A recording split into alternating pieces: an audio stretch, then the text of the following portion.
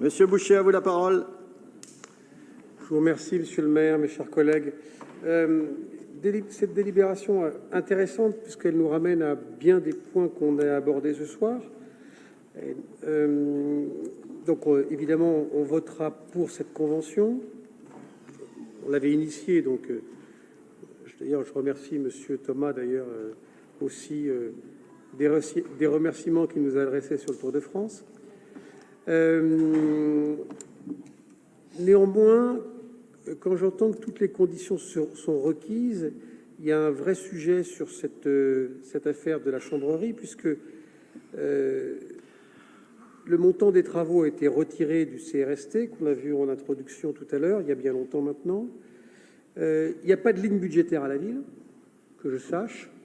Il n'y a pas de ligne budgétaire à la métropole.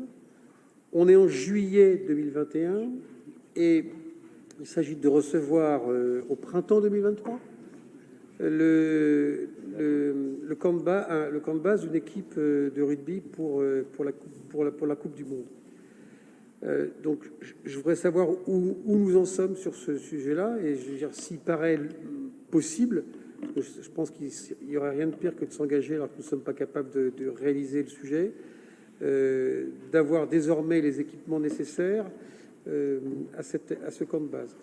Ça, c'est le premier sujet. Puis, comme tout le monde est pressé, ce qu'on peut comprendre, il y a un deuxième sujet sur lequel j'aimerais vous entendre, qui malheureusement n'est pas dans les délibérations, et pourtant vous vous étiez engagé à revenir vers nous sur le sujet, puisque vous ne vouliez pas nous répondre immédiatement, qui est le Tour Football Club, puisqu'on est dans la partie sport de ce conseil municipal.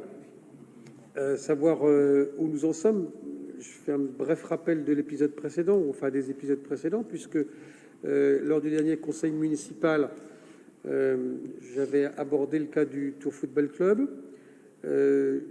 J'avais mis en cause le fait que la mairie, enfin la municipalité plutôt, et vous-même, monsieur le maire, vous étiez engagé assez fortement, et quand on remonte d'ailleurs l'historique sur les réseaux sociaux, très fortement, vous étiez engagé à encourager les Tourangeaux à amener leur obol au Tour Football Club.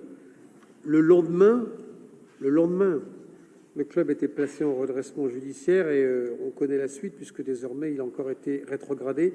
Je pense d'ailleurs que Jean-Marc Ettori va finir par battre un record.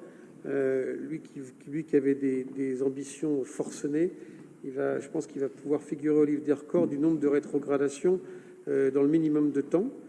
Mais bon, c'est ainsi.